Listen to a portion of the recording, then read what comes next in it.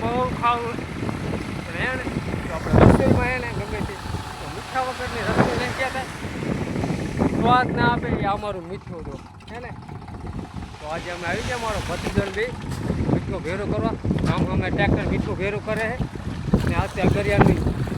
સફેદ ખાવાનું એટલે કે મીઠું અને અગરિયા તો મીઠું કે પણ કહેવામાં નમક આવે છે સતત મહેનત અને માવજત કરવી પડે મીઠું બનાવવા માટે ને આ અગરિયાનું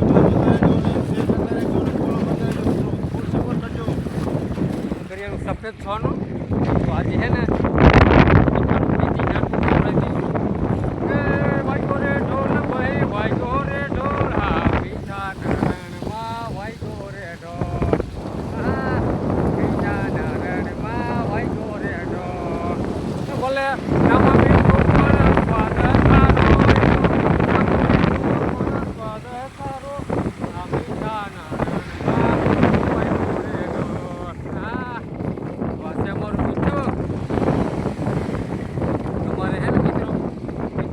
માટે કેટલી સતત મહેનત કરવી પડે તો તમને ખબર જ છે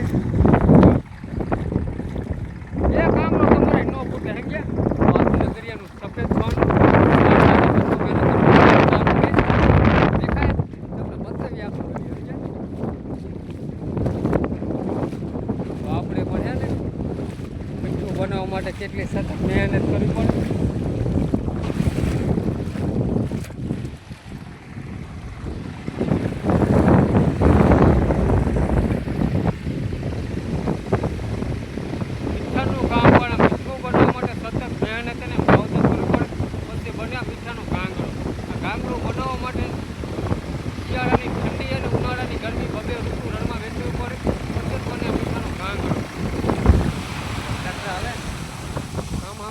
કાંઈ બાજુ ખેંચે કે કોઈ બાજુ ખેંચે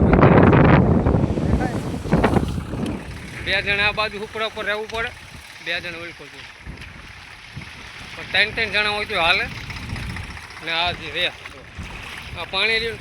આપણે કંપનીવાળા લઈ જાય સમજ્યા મીઠાનું પાણી રહ્યું ને લગભગ 30 થી 30 ડિગ્રી આ પાણી આવે અને પાણી પણ મીઠા જેટલું જ ઉપયોગમાં આવે અને ફેક્ટરી આવે રેસની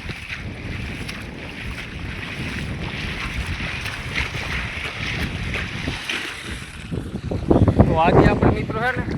મીઠું ભેરું કરવામાં જઈએ રણમાં મીઠાનું કામ ચાલુ જ છે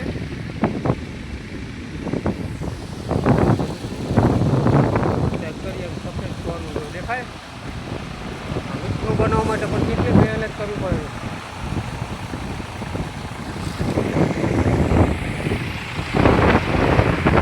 સતત મહેનત એને માવજત કરવી પડે પછી મીઠાનો ગાંગડો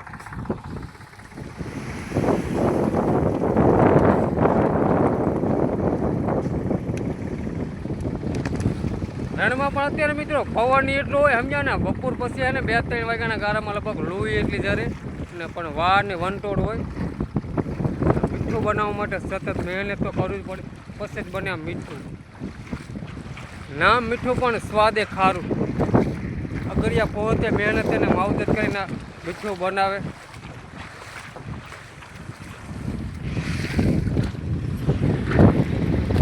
આ છે મીઠું ભેરું કરવાનું ઉપડું